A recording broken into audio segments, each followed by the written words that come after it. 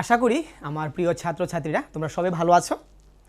আজকে আমি তোমাদের ক্লাস 8-এর একটা চ্যাপ্টার শুরু করব, কিন্তু চ্যাপ্টার নামটা আমি লিখিনি এখনো, ঠিক আছে? তোমাদের মধ্য থেকে কিন্তু নামটা আসবে আশা করি। তো সাবজেক্টটা হলো আমাদের সায়েন্স, বিজ্ঞান নিয়ে আলোচনা করবো আজকে।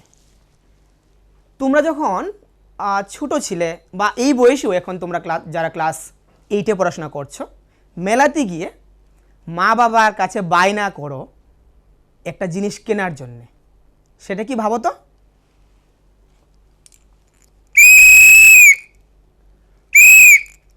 অর্থাৎ বাঁশি, তাই না?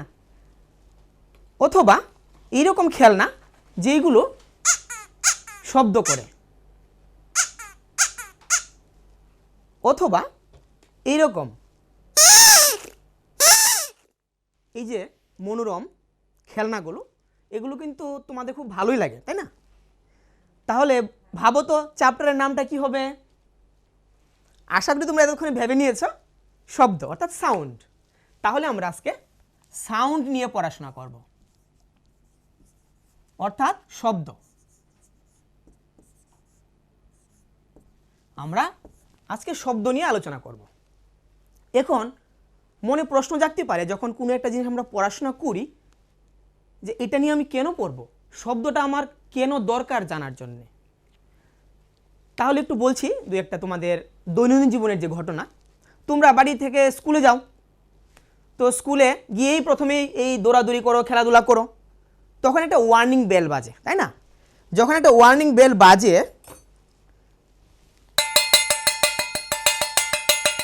তোমরা সবাই সারিবদ্ধভাবে প্রেয়ার মিটিংয়ে চলে আসো, প্রার্থনা সবাই চলে আসো সবাই।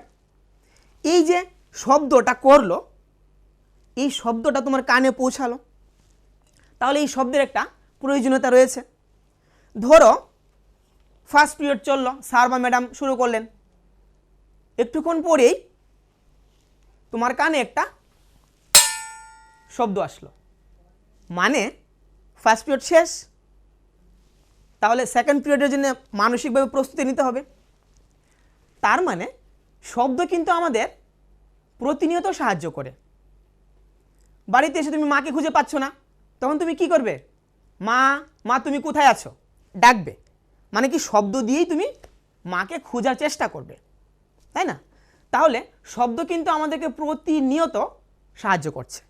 শব্দ ছাড়া আমরা মনের ভাব প্রকাশ করতে পারবো না, অর্থাৎ আমরা ভাষায় যে কথা বলছি, সে কথা বলার জন্যই শব্দের প্রয়োজন। তার মানে শব্দ ছাড়া কিন্তু পৃথিবী বোবা। তাহলে শব্দ চ্যাপ্টারটা খুবই প্রয়োজনীয়, তাই না? তাহলে এখন আমরা একটু জেনে নিচ্ছি যে শব্দ আসলে কি।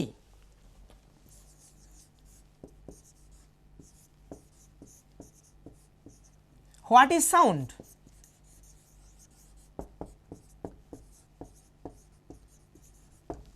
শব্দ কি? শব্দ এক প্রকার শক্তি। শক্তি বিভিন্ন প্রকার রয়েছে, যেমন তাপ শক্তি, আলোক শক্তি, বিদ্যুৎ শক্তি, সেরকম শব্দ এক প্রকার শক্তি। তাহলে এই যে শক্তিটা, সেটাকে তো আমাকে একটু স্পেসিফিকভাবে, একটু বিশেষভাবে সংজ্ঞায়িত করতে হবে, তাই না? তাহলে শব্দ এক প্রকার শক্তি যা জড় মাধ্যমের মধ্য দিয়ে বিস্তারিত হয়ে আমাদের কানে এক প্রকার অনুভূতি জাগ্রত করে। তার মানে শব্দ আমাদের কানে অনুভূতি জাগ্রত করে, এটা একটা শক্তি। Sound is a form of energy which produces sensation of hearing. Okay, so sound is a form of energy, it can produce sensation of hearing. হেঁকে চিরাইরক আং তামো শাকা, সাউন্ড মানে শব্দ, তামো শব্দ হেঁকে তামো আমাকে কাইসা এক প্রকার শক্তি দো, ও শক্তি তামো খ্লাইমান সুংজে খুঞ্জুবাই খুনাও, ও খুনানানি বাগুই শব্দ প্রয়োজন। শব্দ ফাইই সিনি খুঞ্জুও তামো খ্লাই, খুঞ্জুও কম্পন খ্লাইও, হেঁকে সুং শব্দ ন খুনাও, হেঁকে শব্দকে কাইসা শক্তি। তার মানে শব্দ এক প্রকার শক্তি। তাহলে যেহেতু আমরা জেনেছি যে শব্দ এক প্রকার শক্তি, তাহলে শব্দ কিভাবে উৎপন্ন হয় সেটা একটু আমরা জেনে নিই। শব্দ কিভাবে উৎপন্ন হয়?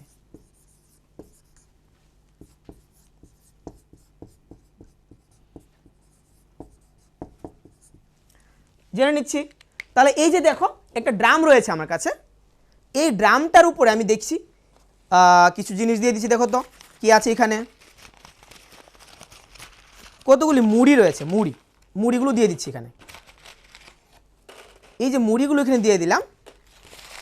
এইবার আমি যদি এই ড্রামটার মধ্যে আঘাত করি,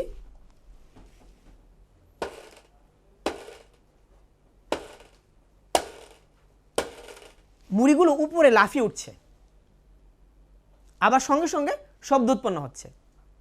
তার মানে শব্দ উৎপন্ন হওয়ার জন্য কম্পনের প্রয়োজন। এটা এই যে পর্দাটা রয়েছে, এই ড্রামের পর্দাটা কম্পিত হচ্ছে। তাই আমি তো মুড়ির মধ্যে আঘাত করিনি, আমি ড্রামের পর্দাটার মধ্যে আঘাত করেছি, কিন্তু মুড়িগুলো লাফিয়ে উঠছে, মানে কম্পিত হচ্ছে ড্রামটা। সেই কম্পনটা মুড়ির মধ্যে লাগলো, লেগে উপরের দিকে উঠতে শুরু করলো।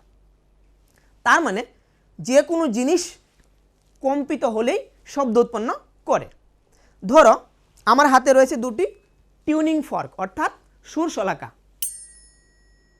এই যে সুর শলাকা, এগুলোকে আমি আঘাত করলাম, শব্দ উৎপন্ন হলো। তাহলে কি আসলে কম্পিত হলো? তার জন্য এটা পরীক্ষা করা যাক। ধরো এটাকে আমি আঘাত করে আমি বাটির মধ্যে লাগিয়ে দিলাম, আবার করছি। অর্থাৎ এটার যে কম্পনটা, সেই কম্পনটা এই বাটিটাকে আঘাত করলো, তাহলে বাটিটার মধ্যে শব্দ উৎপন্ন হচ্ছে। আবার দেখতে পেয়েছো তোমরা? তার মানে শব্দ উৎপন্নের জন্য কম্পন অবশ্যই দরকার, অর্থাৎ কম্পনের সাহায্যে শব্দ উৎপন্ন হয়। That means by the vibration of any object sound is produced.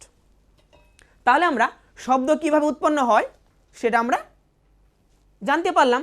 শব্দ উৎপন্ন হয় কম্পনের সাহায্যে। Sound is produced by vibration of any object. এইবার আমরা শব্দ কিভাবে শুনি? শব্দ উৎপন্ন হলেই তো হবে না, আমাদের শুনতে হবে শব্দ। তাহলে শব্দ শোনার জন্য আমাদের রয়েছে কান অর্থাৎ ইয়ার। তাহলে কান দিয়ে আমরা শব্দ শুনি। কিভাবে শুনি একটু দেখে নিচ্ছি।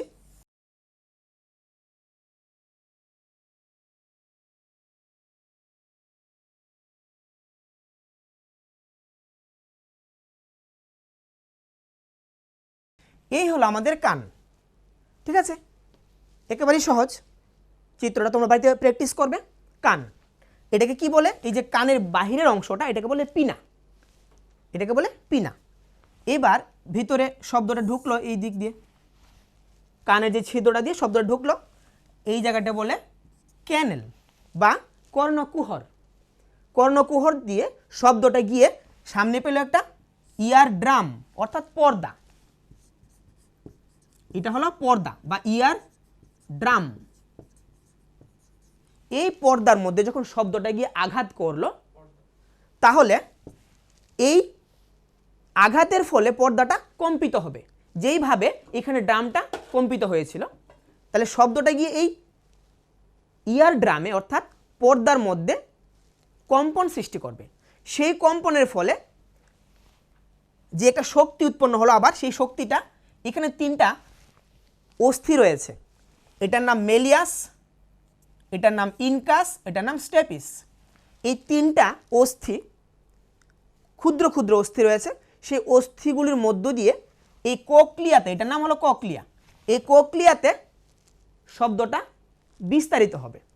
এইবার সেই শব্দ শক্তিটা একটা সিগন্যালে কনভার্ট হবে, একটা তাড়িতিক শক্তিতে, ইলেকট্রিক্যাল সিগন্যালে কনভার্ট হয়ে এই নার্ভগুলো দিয়ে, এই যে নার্ভগুলো রয়েছে এগুলোকে বলে অডিটরি নার্ভ। সেই অডিটরি নার্ভের মধ্য দিয়ে আমাদের ব্রেনে গিয়ে পৌঁছাবে। তারপর আমরা শব্দটা শুনতে পাবো।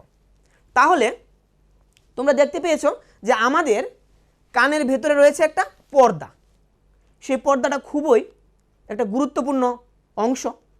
তাই আমরা কখনো কানের ভিতরে কোনো শক্ত জিনিস ঢোকাবো না, সেফটি পিন বা কলম কোনো কিছু ঢোকাবো না, ঠিক আছে? কানটাকে আমরা পরিষ্কার করব বাড দিয়ে, কোনো শক্ত জিনিস যেন আমরা কানের ভিতরে না ঢোকাই। তাহলে এইভাবে আমরা শব্দটা শুনতে পাই। তাহলে শব্দ শোনার জন্য আমাদের কে সাহায্য করে? কান। সেটাই রক।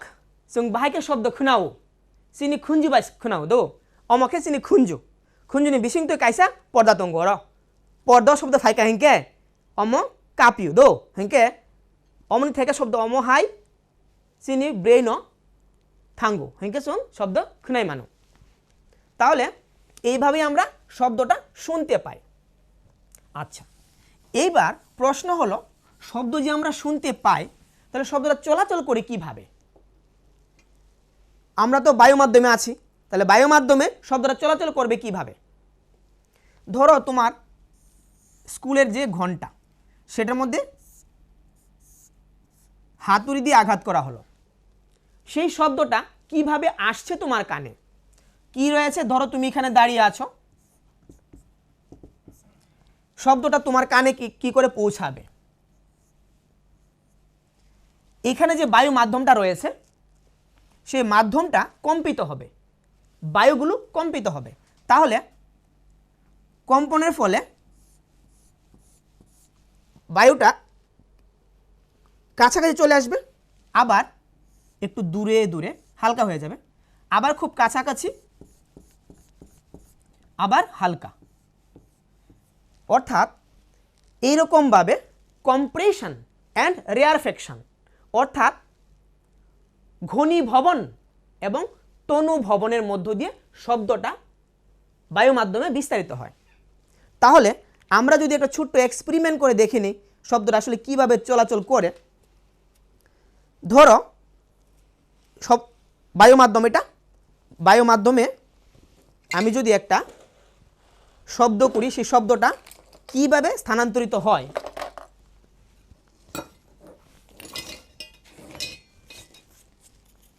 এই হলো একটা স্প্রিং, এখন এই প্রান্তটাকে আমি ধরে রাখলাম ফিক্স, এইখানে একটা শব্দ উৎপন্ন হলো, তো শব্দটা কিভাবে যাবে দেখো তো।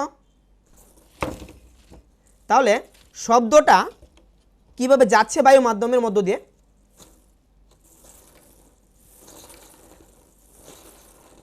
এইভাবে মাধ্যমটা কম্পিত হচ্ছে। কোথাও স্প্রিংয়ের ঘনত্ব বেড়ে যাচ্ছে, আবার কোথাও দেখো স্প্রিংয়ের ঘনত্বটা কমে যাচ্ছে। এইভাবে বায়ু মাধ্যমের কণাগুলিকেও কম্পিত করে কোথাও ঘনত্ব বৃদ্ধি পায়, আবার কোথাও হ্রাস পায়। যেই জায়গাতে ঘনত্বটা বৃদ্ধি পেল সেই জায়গাটাকে আমরা কি বলছি? ঘনীভবন অর্থাৎ কম্প্রেশন। যেই জায়গার ঘনত্ব কমে গেল সেটাকে বলছি তনুভবন অর্থাৎ রেয়ারফেকশন। তাহলে এইভাবে বায়ু মাধ্যমের মধ্য দিয়ে শব্দটা প্রবাহিত হয়। তাহলে আশা করি তোমরা এতটুকু বুঝতে পেরেছো যে শব্দ কিভাবে চলাচল করে। এইবার আমরা একটা জিনিস জেনে নেব, সেটা খুবই গুরুত্বপূর্ণ। সেটা হলো আমি বলেছিলাম যে শব্দ কিভাবে উৎপন্ন হয়, কম্পনের সাহায্যে। তাহলে কম্পন আসলে কি? কম্পন কি?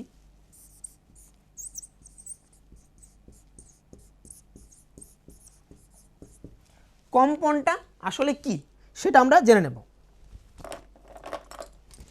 What is vibration? কম্পন মানে কি? ভাইব্রেশন।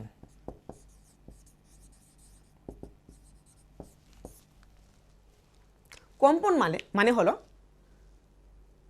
কোনো একটা বস্তুর মধ্যে যখন আঘাত করা হয় তখন ওই বস্তুর কণাগুলির এদিক ওদিক নড়াচড়াটাকেই কম্পন বলা হয়। তাহলে তার মধ্যবিন্দু থেকে একবার এদিকে আরেকবার ওইদিকে। তাহলে একটু বড় করে যদি আমরা দেখি তাহলে আমরা দেখতে পাবো, ধরো এটা একটা পেন্ডুলামের বব। এই যে পেন্ডুলামের ববটা রয়েছে আমি এখানে এনে ছেড়ে দিলাম, তাহলে ববটা এখান থেকে ওইদিকে আবার এদিকে এইভাবে চলাচল করছে, এটাকে আমি কম্পন বলতে পারি। আবার দেখো এখান থেকে ছেড়ে দিলাম, গেল আসলো, এই যে। তাহলে কম্পন মানে vibration. So what is vibration?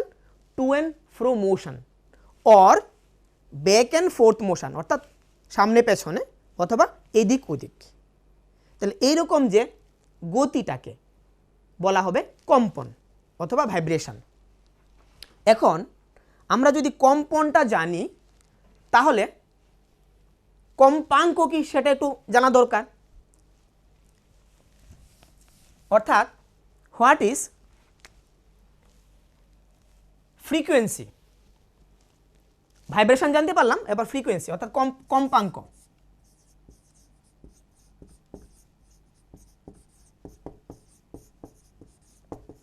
কম্পাঙ্ক কি? What is frequency?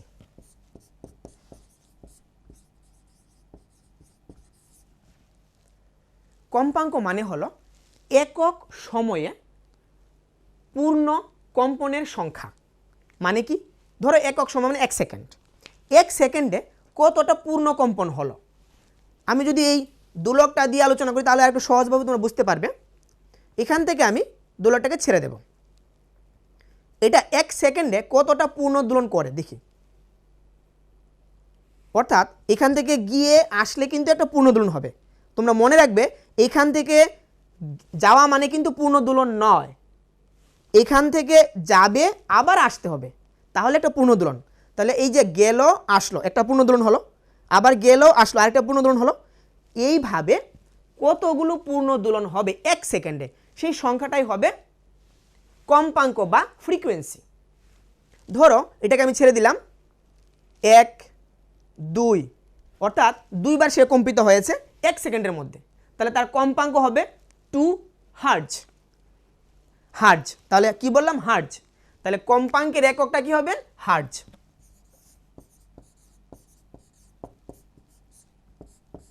হার্জ এর সিম্বলটা HZ, হার্জ। আরেকটা একক রয়েছে সেটাকে বলে CPS, অর্থাৎ সাইকেলস পার সেকেন্ড, মানে একক সময়ে পূর্ণ সাইকেলের সংখ্যা। সাইকেল মানে পূর্ণ দোলনের সংখ্যা, তাহলে CPS বা হার্জ। তো তোমরা হার্জটাই ব্যবহার করবে। তাহলে ফ্রিকোয়েন্সির কম্পাঙ্ক হলো হার্জ। তাহলে আমরা বুঝতে পারলাম যে কম্পন এবং কম্পাঙ্ক কি এবং এদের এককটা কি। এবার তোমাদেরকে আমি কম্পাঙ্ক সম্বন্ধে আরেকটা জিনিস দেখাচ্ছি, সেটা হলো এই যে আমার হাতে রয়েছে একটা টিউনিং ফর্ক। টিউনিং ফর্ক অর্থাৎ সুরশলাকা। এই যে এটার গায়ে লেখা আছে দেখো 288, অর্থাৎ 288। তার মানে কি?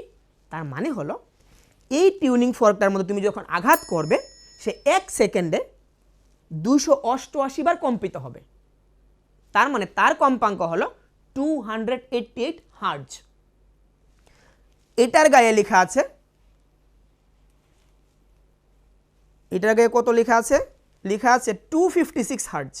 অর্থাৎ এটার মধ্যে যখন তুমি আঘাত করবে 1 সেকেন্ডে সে কম্পিত হবে 256 টাইমস, মানে 256 বার সে একবার 1 সেকেন্ডে কম্পিত হবে। এই যে হার্জ এককটা হলো কম্পাঙ্কের একক।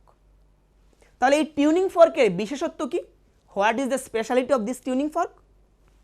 এটা সবসময় একটা ধ্রুবক কম্পাঙ্ক বিশিষ্ট শব্দ উৎপন্ন করে। ইট always produces sound of constant frequency. এটাই হলো তার বিশেষত্ব এই টিউনিং ফর্কের। তাহলে ছাত্রছাত্রীরা আশা করি তোমরা এতটুকু বুঝতে পেরেছো যে কম্পাঙ্ক কি, কম্পন কি, আর কম্পাঙ্কের এককটা কি। এইবার আমরা জেনে নেব দোলনকাল। দোলনকাল কাকে বলে?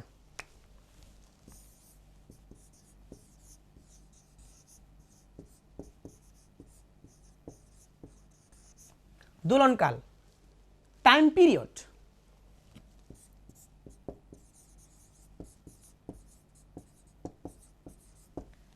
দোলনকাল, তাহলে দোলনকালটা কি সেটা যদি আমরা একটু আলোচনা করি। দোলনকাল হলো একটা পূর্ণ কম্পন সম্পাদনের জন্য বা একটা পূর্ণ দোলন সম্পাদনের জন্য যতটুকু সময়ের প্রয়োজন সেটা হলো দোলনকাল। এই যে পেন্ডুলামটা দিয়ে আমরা আলোচনা করেছিলাম, এটা এখান থেকে গিয়ে আসলে হবে একটা পূর্ণ দোলন। ধরো এখান থেকে গিয়ে আসতে সময় লাগলো 2 সেকেন্ড, তাহলে তার দোলনকাল হবে 2 সেকেন্ড। আমি যদি আরও দূরে থেকে এটাকে ছেড়ে দিই তাহলে গিয়ে আসতে আরেকটু সময় লাগলো, ধরো 3 সেকেন্ড, তাহলে তার দোলনকাল হবে 3 সেকেন্ড। মানে একটা পূর্ণ দোলন সম্পাদনের জন্যে গিয়ে আসতে হবে, এখান থেকে ছাড়বো তো গিয়ে আবার আসবে। তাহলে একটা পূর্ণ দোলন সম্পাদনের জন্য যে সময়টা লাগে তাকে বলা হবে দোলনকাল। So what is time period? It is the time needed to complete one full oscillation or full vibration, that is time period. তাহলে আমরা দোলনকাল জেনে নিলাম। দোলনকালের একক রয়েছে নিশ্চয়, এককটা কি হবে?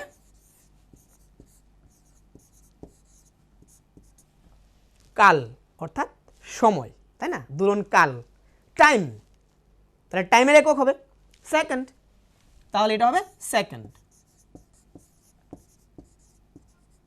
অর্থাৎ দোলনকালের একক হবে সেকেন্ড। তো আশা করি তোমরা এই জায়গাটা বুঝতে পেরেছ যে দোলনকাল কি, এর একক কি। এইবার আসছি আমরা কম্পনের বিস্তার নিয়ে আলোচনা করব। ধরো এটা একটা পেন্ডুলাম, তাই তো? পেন্ডুলামটা এখন মধ্য অবস্থানে রয়েছে,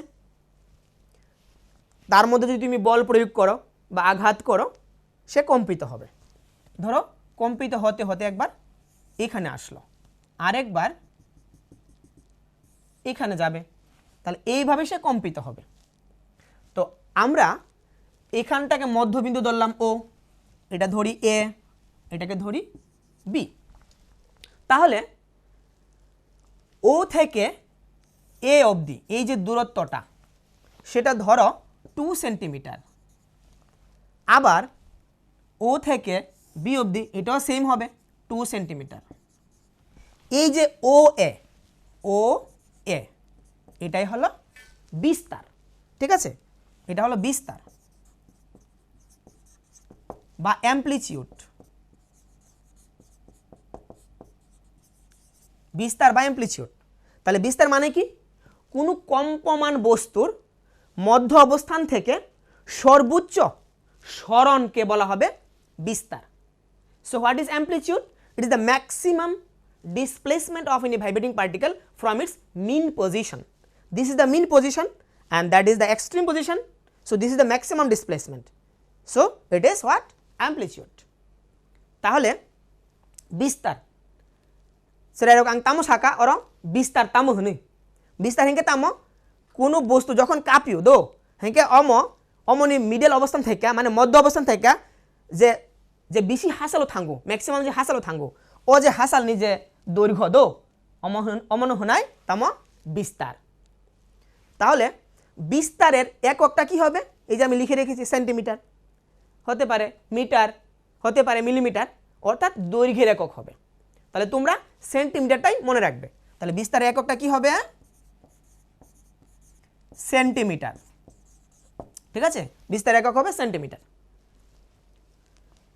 তাহলে এখানে আমরা বুঝতে পারলাম যে কম্পনের বিস্তার মানে কি।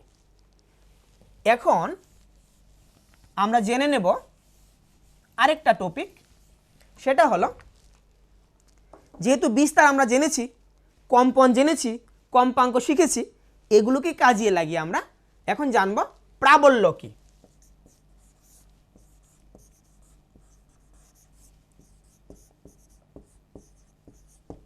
প্রাবল্য, ঠিক আছে? ইন্টেন্সিটি, শব্দের প্রাবল্য, ইন্টেন্সিটি অফ সাউন্ড। তাহলে ইন্টেন্সিটি মানে কি?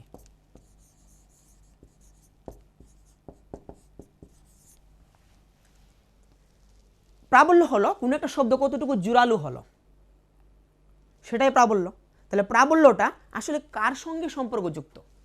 প্রাবল্যটা সম্পর্কযুক্ত তার বিস্তারের সঙ্গে। প্রাবল্য প্রপোর্শনাল টু বিস্তার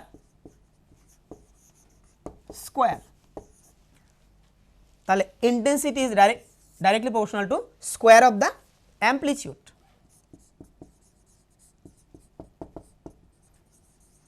তাহলে বিস্তার কি একটু আগে বলেছিলাম, চট করে আবার দেখিয়ে দিচ্ছি। মধ্য অবস্থান থেকে কতটুকু কম্পিত হয়ে আসলো সেটাই বিস্তার।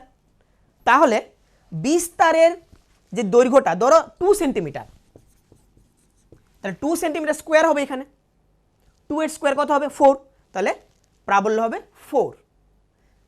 অর্থাৎ বিস্তার যত হবে তার বর্গের সঙ্গে সমানুপাতিক হবে প্রাবল্য। That means intensity is always directly proportional to square of the amplitude. এই যে স্কোয়ারটা দেখো, স্কোয়ার দিয়েছি, স্কোয়ার অফ দ্য অ্যাম্পলিটিউড। তাহলে আমরা প্রাবল্য শিখতে পারলাম যে প্রাবল্য বিস্তারের সঙ্গে কিভাবে সম্পর্কযুক্ত। এখন তার পাশাপাশি আরেকটা শব্দ আমরা শিখে নেব, তীক্ষ্ণতা। তীক্ষ্ণতা আসলে কি?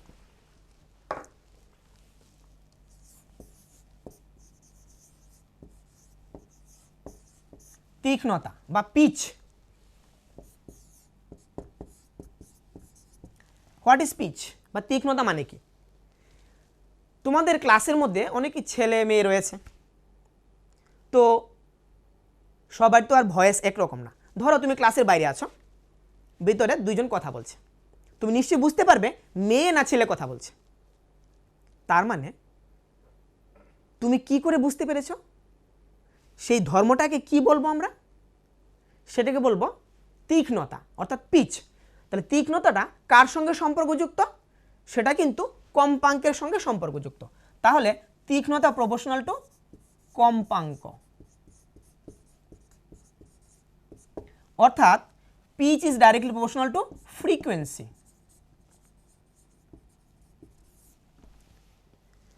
মেয়েদের কণ্ঠস্বরের ফ্রিকোয়েন্সিটা অর্থাৎ কম্পাঙ্কটা বেশি থাকে, তাই ওদের পিচ বেশি।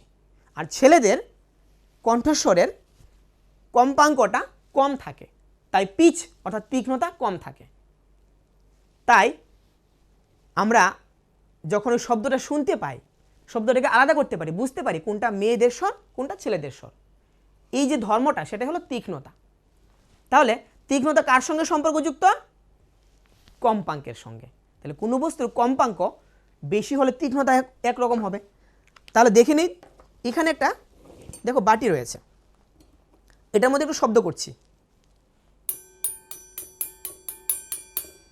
শব্দটা শুনতে পেয়েছো? আবার দেখো, শুনো। এইবার তার মধ্যে আমি একটু জল দিয়ে দিচ্ছি,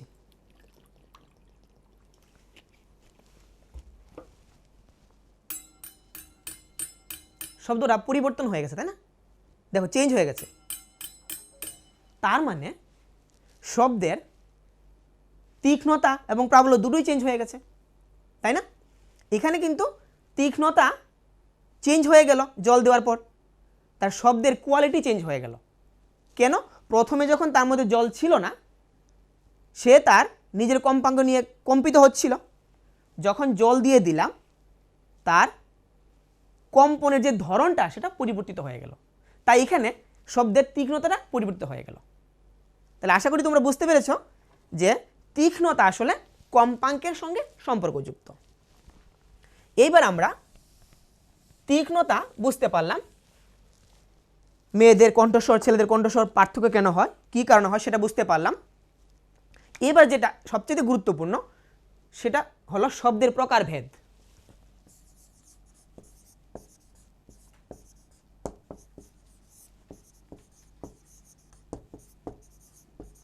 শব্দ কত প্রকার দেখে নিচ্ছি আমরা। শব্দ কত প্রকার? প্রথমত শব্দ তিন প্রকার। শব্দেতর,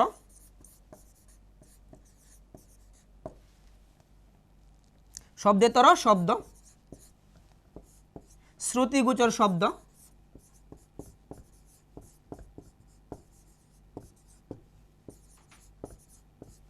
তারপর রয়েছে শব্দোত্তর শব্দ।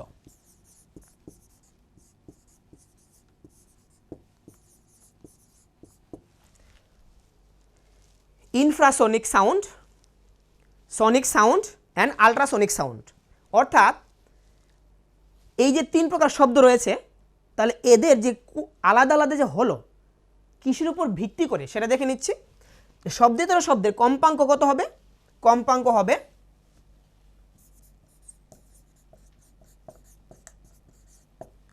হবে লেস দেন 20 হার্জ। অর্থাৎ এক সেকেন্ডে 20 বারের চেয়ে যদি কম কম্পিত হয় কোনো একটা বস্তু, সেই শব্দটাকে বলা হবে শব্দেতর শব্দ। ধরো গাছ থেকে একটা পাতা খসে পড়লো, সেই শব্দটা কিন্তু আমরা শুনতে পাই না, তাহলে এটা হলো শব্দেতর শব্দ। শ্রুতিগোচর শব্দ যাদের কম্পাঙ্ক থাকবে 20 হার্জ থেকে 20,000 হার্জের মধ্যে। কীরকম শব্দ? আমরা কথা বলছি, স্কুলের বেল বাজলো, মা তোমাকে ডাকলেন, আমরা বিভিন্ন রকমের কোলাহল করছি, স্কুলে তোমরা খেলাধুলা করছো, হইচই করছো, এই শব্দগুলো যেগুলো আমরা শুনতে পাচ্ছি সেগুলো হলো শ্রুতিগোচর শব্দ, অডিবল সাউন্ড অথবা সনিক সাউন্ড। এদের কম্পাঙ্ক কতর মধ্যে থাকতে হবে? 20 থেকে 20,000 হার্জের মধ্যে। শেষ যেটা সেটা হলো শব্দতর শব্দ। তাহলে শব্দতর শব্দ মানে কি? যাদের কম্পাঙ্ক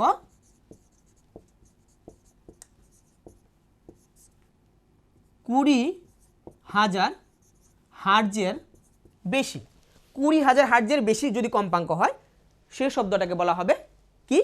শব্দতর শব্দ।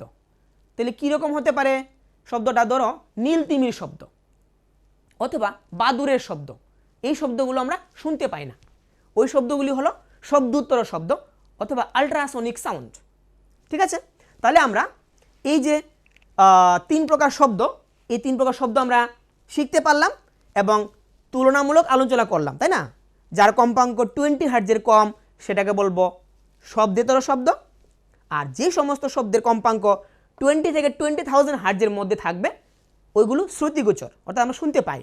এগুলো আমরা শুনতে পাই না, কিন্তু ওই শব্দেতর শুনতে পাই না, শ্রুতিগোচর শুনতে পাই, আবার শব্দোত্তরও শুনতে পাই না।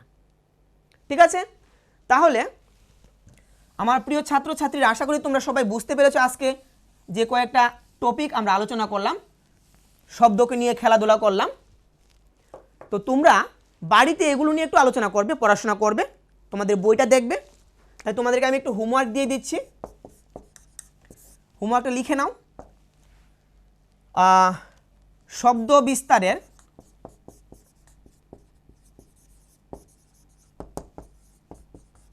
জন্যে মাধ্যমের প্রয়োজন। একটি পরীক্ষা, একটি পরীক্ষা করে নেবে, বাড়িতে খাতায় লিখে নেবে। তারপর বিভিন্ন প্রকার শব্দের যে প্রকারভেদ, শব্দেতর, শ্রুতিগোচর, শব্দোত্তর, এইগুলো নিয়ে তোমরা একটু পড়াশোনা করবে এবং খাতায় লিখবে। 3 প্রকার শব্দের তুলনামূলক